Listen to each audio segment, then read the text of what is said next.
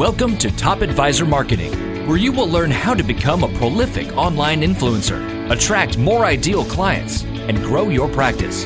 Brought to you by Top Advisor Podcasting, a done-for-you podcasting solution built just for trusted advisors.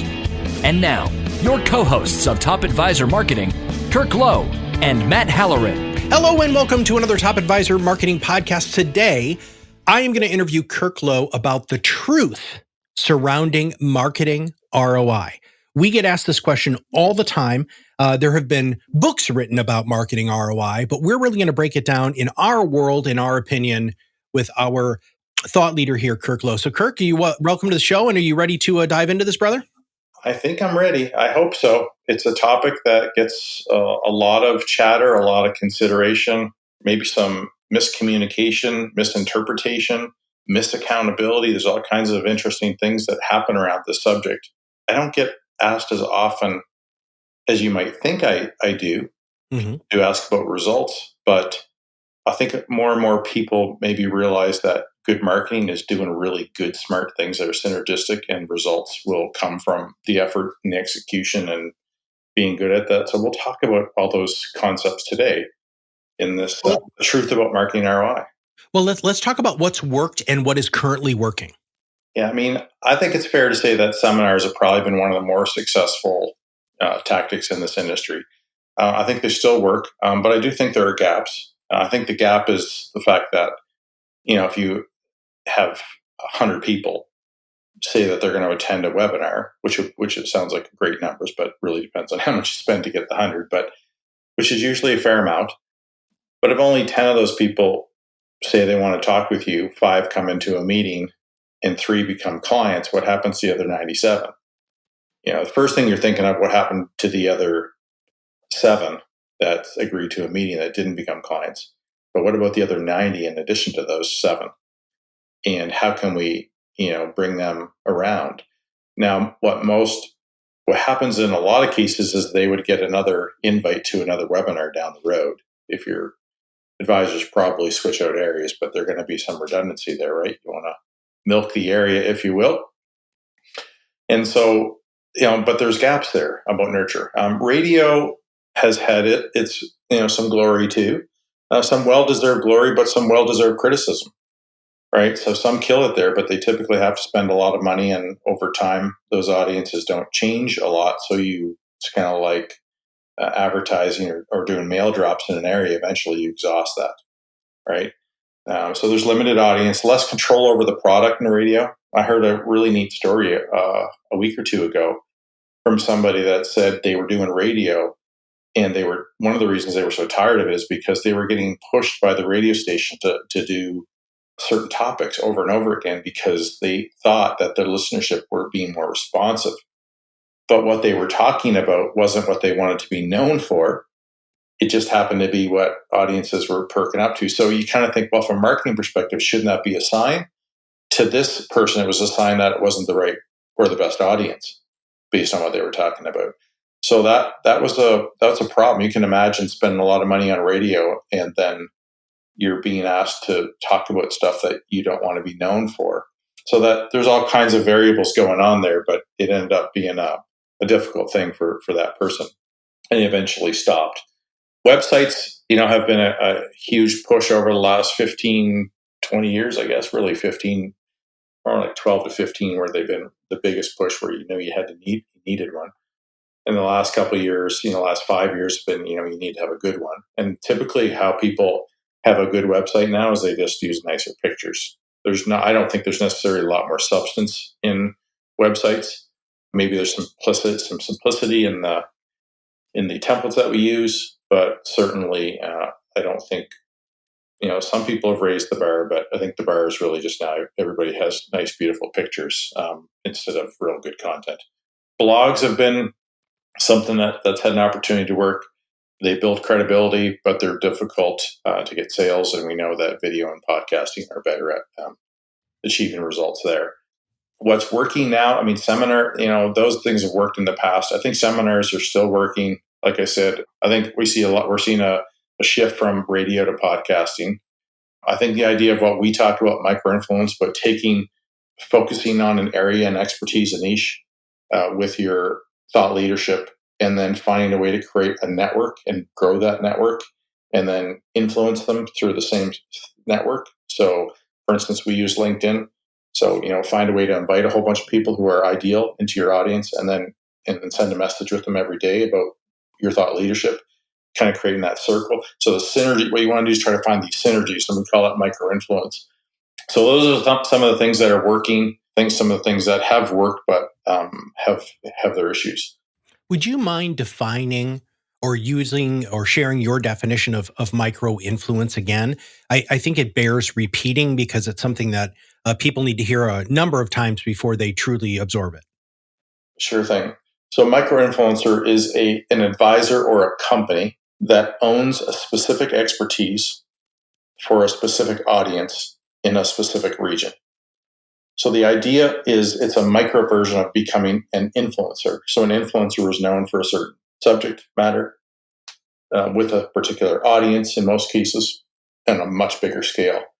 But to think an advisor wants to try to be an influencer on that scale is overwhelming and I think inaccurate, and I don't think as efficient. In other words, it would take a lot longer to be known on that scale than it would be on a micro scale. So Well, it's also horrifically expensive, isn't it? I mean, if you want to try to hit a national level of influence. Absolutely. Yeah. Versus a couple $100,000 over a 5 to 10 year period, you would be looking at millions of dollars. And I'm not sure.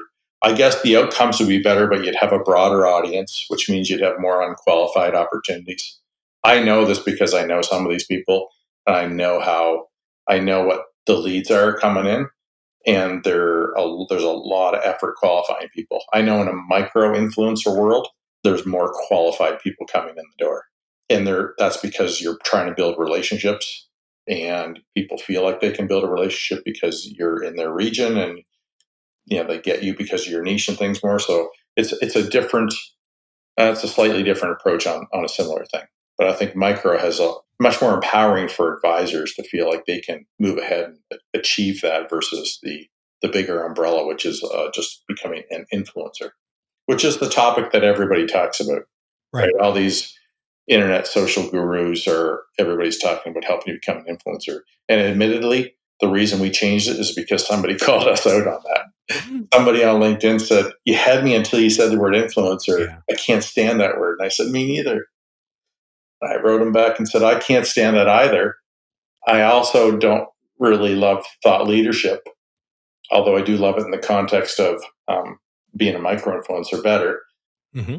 But what else am I going to do?" So that was the motivation to create the term micro-influencer, which hopefully is more meaningful and less offensive. Well, and it's sure what we've done.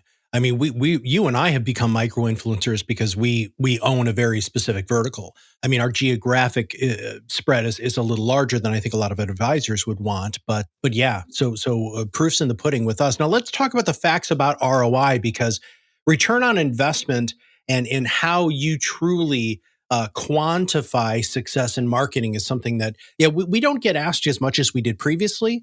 Part of that I think is because marketing a lot today has to do with types of communication, but let's go ahead and break down these different areas that you have.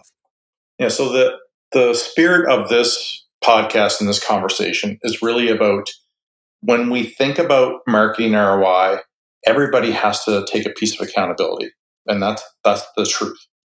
That's what this podcast is about. The truth about ROI is that we're all involved and we all have to accept responsibility for moving this forward. So what I'm trying to say is that if you've hired a marketing company to do a job, and what you've hired them to do makes a lot of sense, practical, good price, synergistic, all those things. Once you get there, you have to understand that there's other factors in the success other than just the execution from that company. Now that company, there's always room for everybody to improve, admittedly, whether it's us or other firms that I've experienced or that you've experienced.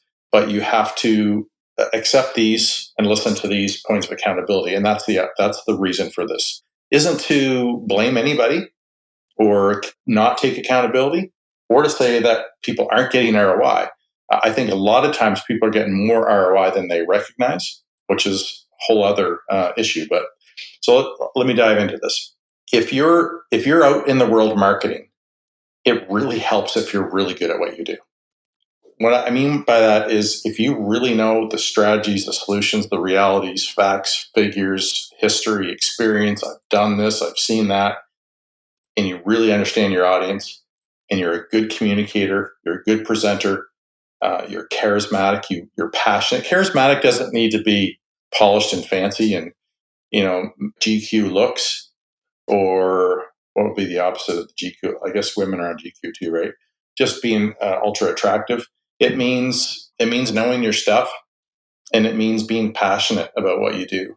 I think passion is probably one of the most likable things that the professional can bring to the table. I don't mean unbridled passion, maybe, but definitely controlled, meaningful. I really care about my work kind of passion. And then the other thing is being able to generously share what you know. So being good at it, having a lot of experience, expertise, being a good communicator, and then generously sharing that. I think those impact marketing in a big way. If you get on a podcast and all you can really do is talk about, like we've had advisors who've written white papers, and one of the things we try to get them to do is say, okay, talk about whatever your key point is. What is it? What does that key point mean? So describe it or define it. The second question you want to answer is, or that we ask that they want to answer is, what is the implication of not doing this, or of doing it if it's a mistake? And so that's the second part. And the third part is, what are steps that the reader can take to begin to understand how to solve this? And when we get there, most advisors, you know what they want to do? You got to talk to me. And I said, no, you can't just present a problem. And I know this because I've done this from a marketing perspective, and people hate it. And again, I got challenged online many years ago. Always grateful to this day that the person on LinkedIn, I still remember their name and everything, that they challenged me because I realized that from their perspective, I was selling in my content writing. I wasn't really generously sharing. So if you can find ways to answer the question, I mean, you can answer it in a way that it's kind of obvious that you might be one of the solutions or a really good one. That's fine. But make sure that you don't just say, well, you got to talk to me. And that becomes a big part of sharing your value. Having a good team and a practice is huge, right?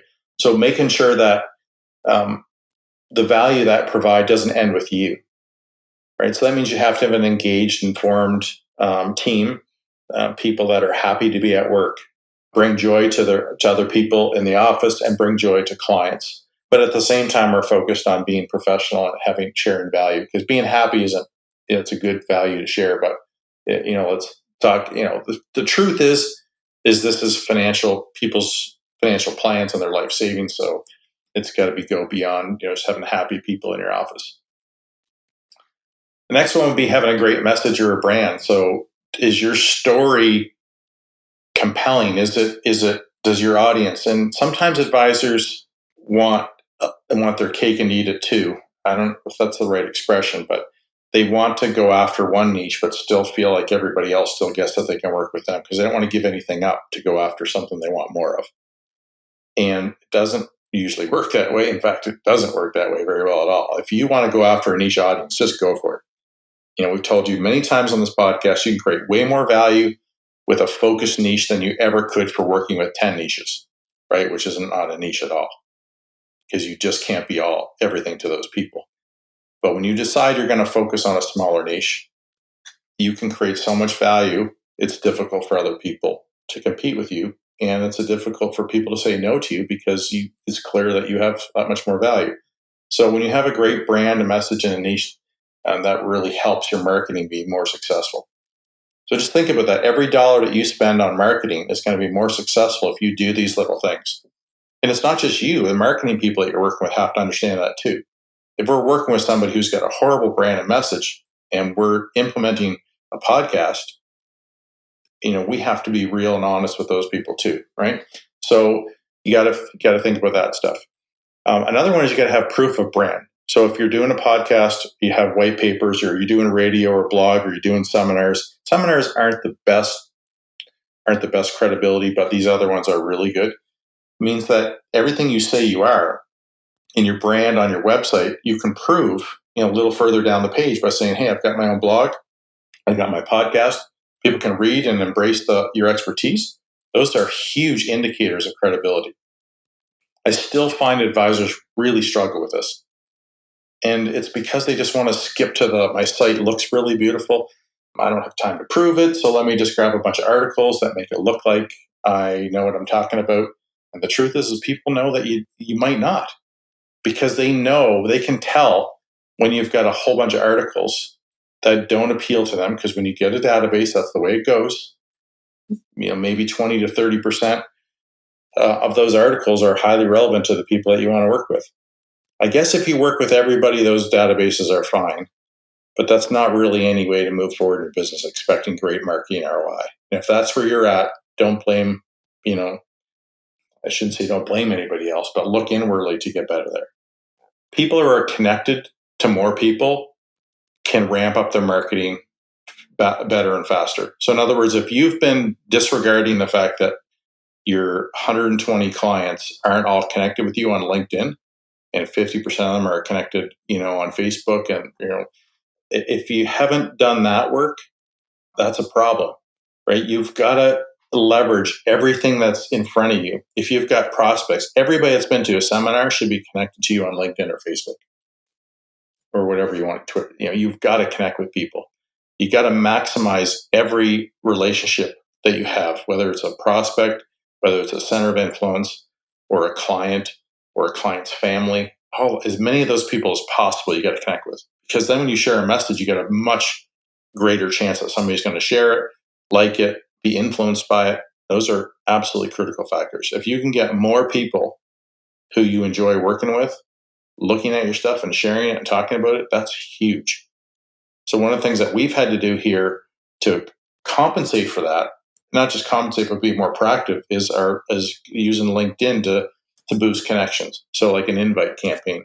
So think about the fact that if you've got a whole bunch of these people already connected with you, now you're ahead of the game.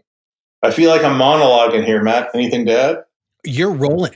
No, I don't really have anything to add. I love your flow. Keep flowing. Okay, man. So the more people you're connected with, the better. That's going to absolutely help. So if you haven't maximized that, take some time and figure it out. Find a way. Maybe incent people. Make sure that it's part of your processes in your office. Assign everybody to make sure that everybody's connected. Just do something. Do an audit of who's not, who's on which, but figure that out, because it's really important. And even if you don't have a big digital campaign right now, you're going to have to be better at that in the future. So start planning ahead, right? If you're either, you're an advisor who's not quite ready to invest as much in marketing, whatever it may be. Not that that's a good excuse, but it is a realistic one. I get that. So having a niche, we already talked about how important that is. Another one is having an engaged network. So you always want to make sure you're sharing stuff online. You're not bombarding them, because then they're going to disengage, right? So treat people in your network really well. Build them, but treat them really well. Try to be generous with what you share. Try to make it authentically, stuff that comes from you, instead of confusing them with stuff that's written by other people. There's nothing wrong with building on what somebody else shared, but don't just share what somebody else did as if you don't have any commentary on it. You got to own your expertise. So if you share something somebody else said that was really smart, and maybe they think you can't word it any better, make sure that people understand why you feel that way before you post it. So don't do a lazy share. It doesn't really help. In fact, I'm constantly, a voice in my head is telling myself, when you like something, what are you really doing? You're not adding any value to the conversation. So I'd like to start challenging myself now to comment if I'm going to do anything versus like. Another one is to consistently do the little things. I just listed a whole bunch of things. Some of those are little, some of those are a little bit bigger. But to be great at marketing, you can't just show up once every 6 months and decide you're going to put some effort into this. It's got to be consistent. So here's the trick. don't do more than you can. If you know you've got 6 things that have to happen in marketing before this thing is humming along, but you know you'll kill yourself if you try to do 6 at once, plan it out. Do 2 in the first 90 days, 2 in the second, 2 in the third. When you're at the 270 mark, you're good to go. Don't, plan ahead and do things well and stop worrying about it. Doesn't mean you shut off marketing, but if you've got steps to improve it, put those on your list and just chip away at them. Don't overwhelm yourself, because that's not a good way to be consistent, right? Another one is to make sure that you have access to an audience. So make sure that you understand your audience, so you know where to find them, you know how to grow them. And you also want to make sure that the people that you're connected with know who your audience is, so they can introduce those people. So those are all really good things. If you can do those things, you will boost the marketing ROI that you're getting from campaigns that you run internally with your team, or if you're outsourcing some of your marketing. Those will all help boost your ROI, and they're really, really critical. One of the things that I forgot to mention, just remember now, is talking about your marketing all the time. If you've got a blog and you're really proud of the effort you put into your blog, do not keep it a secret. Talk about it with every time a prospect, a call happens. Talk about it when you're in meetings with clients. Make sure that your centers of influence know to share that blog with their people.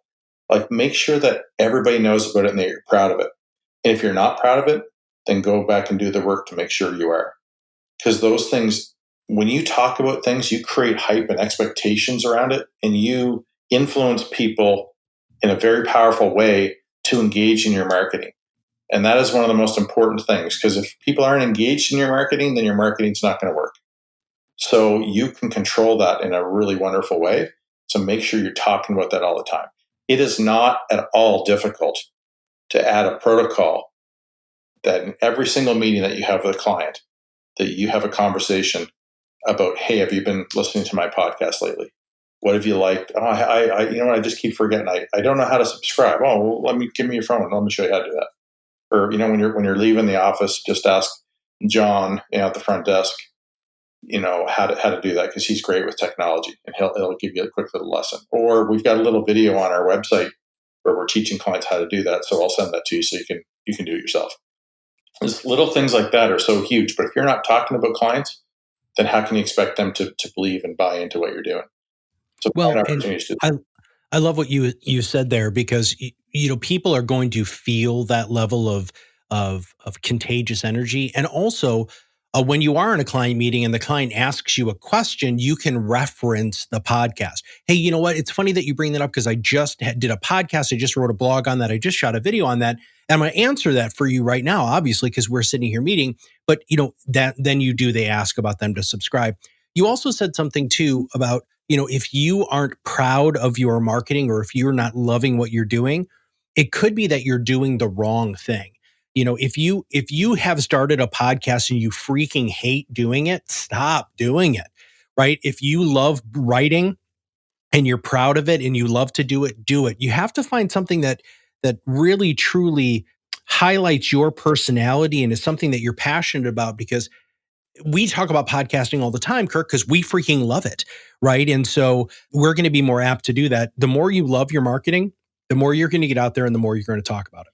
One of the trends I've seen recently that I'm not sure I really get it, but I see it a lot, so there must be something to it, is the car seat vlog.